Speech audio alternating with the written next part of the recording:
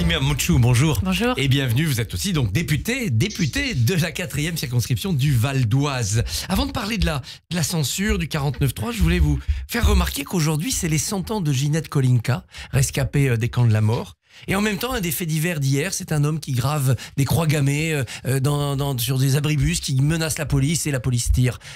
Ça dit quelque chose de notre époque. Oui, absolument, vous avez raison, parce que l'antisémitisme est un fléau et qu'il faut le combattre encore et toujours. Et Il revient constamment, bien évidemment. Et ça dit quelque chose de notre époque, qui est une époque complexe, qui est une époque très difficile, où le rapport à l'autre est de plus en plus mauvais. C'est vrai. Et donc, la lutte contre l'antisémitisme doit être un combat et concerne tout le monde. Alors la complexité, elle est aussi au Parlement depuis la dissolution. Hier, on a eu le déclenchement de 2,49.3 pour le budget de l'État et le budget de la sécurité sociale. Le Parti socialiste ne censurera pas.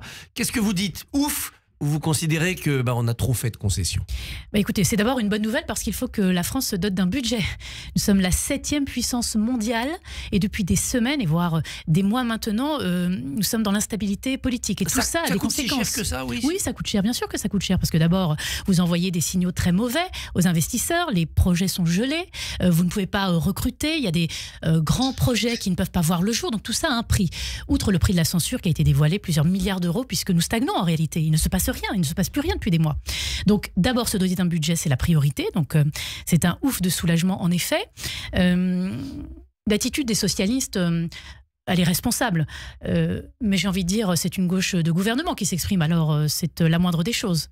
C'est le retour du PS dans le camp des gouvernants possibles, des réformistes et pas des radicaux? Je l'espère. Je l'espère entre nous parce que le choix qui avait été fait du Parti Socialiste il y a quelques années de s'inféoder à LFI est un très mauvais choix. D'abord pour le Parti Socialiste qui a peiné à exister toutes ces années. Et je l'ai bien vu à l'Assemblée nationale. Et puis c'était une mauvaise nouvelle pour la politique en général, puisque vous laissez les radicaux et les extrêmes s'exprimer à défaut de la responsabilité et de la mesure. Donc c'est une bonne nouvelle.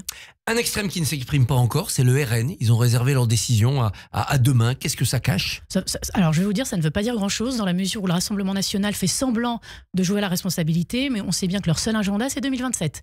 Donc la vérité, c'est que la stratégie, c'est celle encore une fois du chaos et que le Rassemblement national fera le choix de censurer ou pas en fonction de l'instabilité que ça pourra créer pour eux, parce que leur objectif, il est clair, c'est de pouvoir exister en 2027 en disant, regardez, nous sommes l'alternative à tout ce désordre. Vous avez donné une interview au Figaro hier où vous mettez en garde.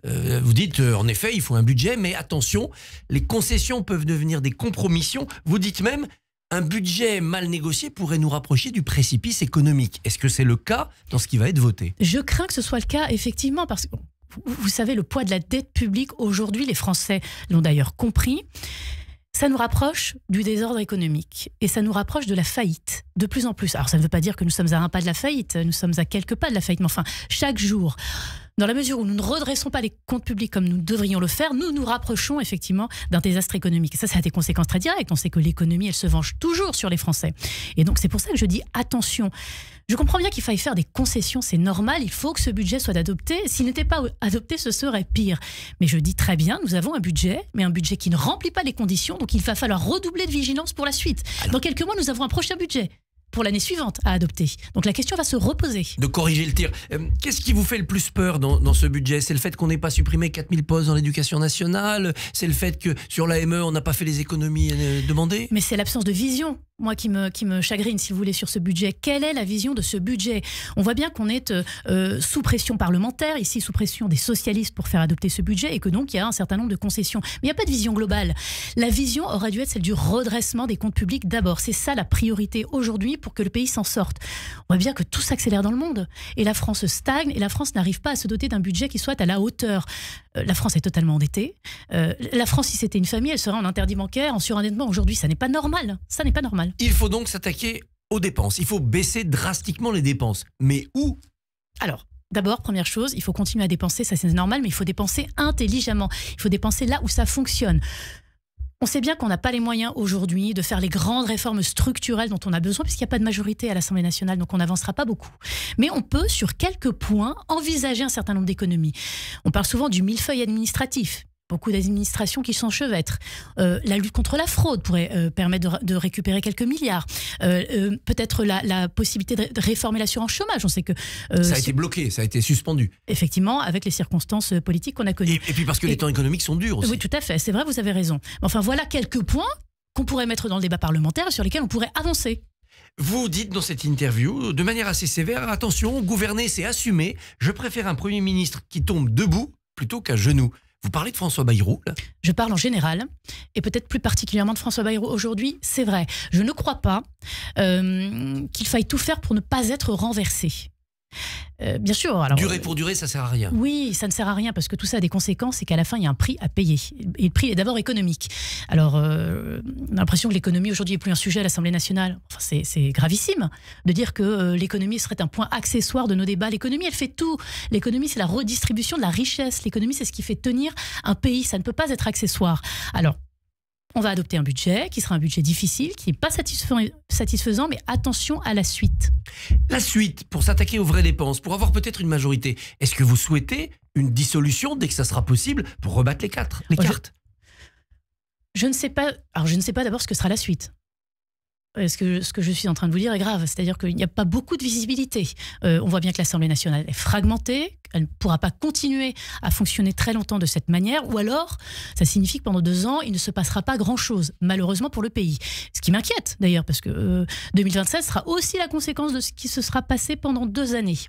Je ne sais pas si la solution est la dissolution, le changement de gouvernement, ça appartient au président de la République, nous verrons bien. Ce que je sais, c'est que les députés doivent continuer à s'efforcer de trouver des compromis, s'efforcer à avancer sur un certain nombre de sujets, que le gouvernement doit faire ce travail avec l'ensemble des forces politiques. Quand Édouard Philippe, comme vous, dit les 2 ans qui viennent, il n'y aura rien de fondamental parce qu'il n'y a pas de majorité, François Bayrou s'énerve. Dans la tribune dimanche, il dit cette idée d'une impuissance de 2 ans est une idée antinationale.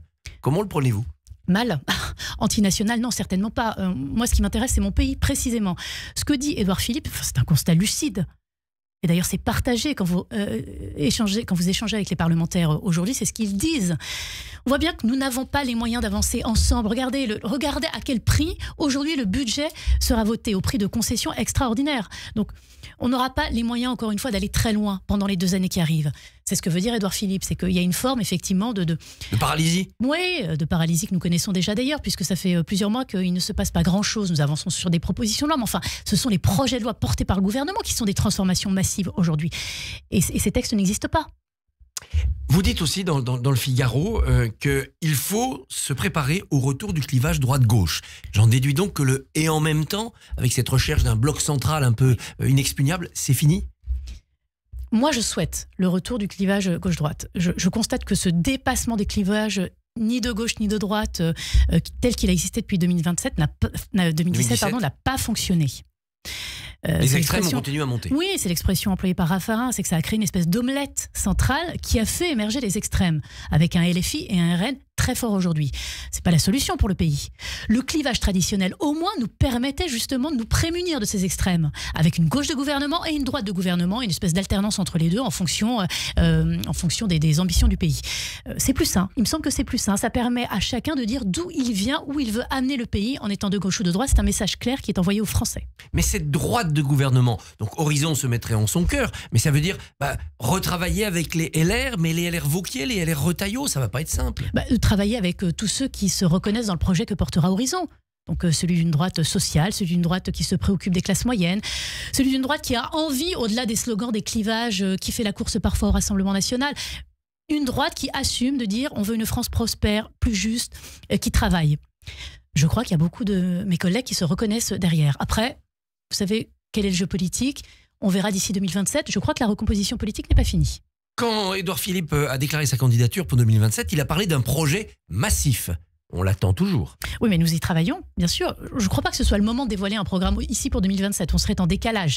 Il faut qu'on travaille aujourd'hui pour la suite. Donc, il y a des secrétaires nationaux qui sont en train de travailler par thématique. Je suis en charge, par exemple, du programme justice, très important. On considère que c'est le maillon faible. Donc, on y travaille. Et puis, Édouard Philippe continue de sillonner le pays, va à la rencontre des Français. Tout ça nourrit un projet qui sera massif parce que nous avons besoin de transformation et que nous avons cette ambition réformiste pour les pays. Et le bon calendrier, c'est quoi? C'est une campagne d'1 an, de 6 mois? Quel est le bon moment pour présenter ça aux Français? En tout cas, pas cette année. Il y a des échéances qui arrivent, des élections municipales, et nous y participerons bien évidemment. Nous serons au rendez-vous de ces élections.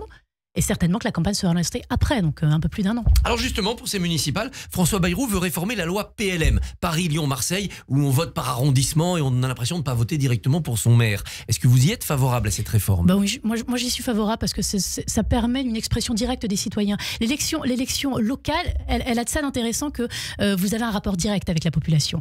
La population vote pour une personnalité ou pour un projet. Vous n'êtes pas dans ces espèces de combines nationales.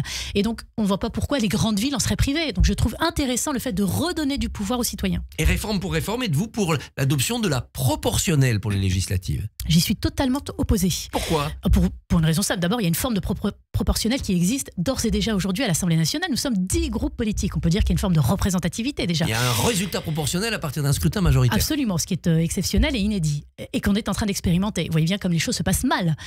Absence de majorité, absence de consensus, absence de compromis. Je ne vois pas en quoi la proportionnelle, qui consisterait à fragmenter encore davantage, serait une solution aujourd'hui. Je plaide pour l'inverse. Moi, je plaide pour davantage d'unité. Je crois encore à la possibilité d'avoir une majorité. Ce sera difficile, mais c'est ce que nous poursuivrons comme objectif. Alors à propos de législatives, il y en a une en ce moment, une partielle à Boulogne-Billancourt dans les Hauts-de-Seine. Votre candidat est qualifié pour le second tour. Que dites-vous à ceux qui ont été éliminés pour qu'ils se regroupent derrière vous? Alors, d'abord, c'est une bonne nouvelle pour Horizon, puisque c'est un premier test. La mobilisation n'a pas été très active et nous arrivons en 2e position, donc c'est une bonne chose. Moi, j'appelle tous nos partenaires à se regrouper pour l'emporter, pour montrer que ce rassemblement de la droite et du centre est possible aujourd'hui avec Horizon. Mais là, c'est face à une LR, donc absolument, mais il y a de droite. Mais c'est tout à fait normal, puisque c'est une circonscription historiquement de droite, et donc c'est normal. Donc il y a deux formes de droite qui s'affrontent aujourd'hui. La nôtre, Horizon, celle qui est ancrée dans la réalité. Alors je dis pas que LR n'est pas ancrée dans la réalité, mais enfin, ce rapport de proximité il est très important chez nous, les élus locaux sont très importants chez nous, et donc c'est cette réalité du territoire que nous voulons mettre en avant à Boulogne. La France Insoumise a perdu la municipale de Villeneuve-Saint-Georges. C'est une très bonne nouvelle. Oui, mais Louis Boyard a progressé quand même autour du communautarisme avec un candidat pro-Hamas sur sa liste. C'est inquiétant, non? C'est scandaleux. C'est scandaleux et bien sûr que c'est inquiétant. Cette stratégie, c'est une stratégie aujourd'hui de LFI qui consiste à s'adresser à une partie de la population en la stigmatisant avec un discours victimaire pour ramener des votes. Moi, je trouve que c'est intolérable. Voilà, ça me met en colère parce que d'abord, vous traitez les gens comme de simples voix. Je veux dire, ils se préoccupent pas de l'avenir de ces gens dans les quartiers. C'est pas vrai. Ils vont récolter les voix et puis après ils passent à autre chose. Et puis ça crée de la division. C'est une atteinte à la cohésion nationale. On peut pas continuer à accepter ça. Donc moi, je le dénonce en permanence et je continuerai à le faire. Naïma Mouchou, vice-présidente de l'Assemblée. Merci et bonne journée. Merci beaucoup Christophe. Rendez-vous demain matin à 7h45. Votre invité sera Thani Mohamed Soilihi, ministre de la Francophonie. Radio J.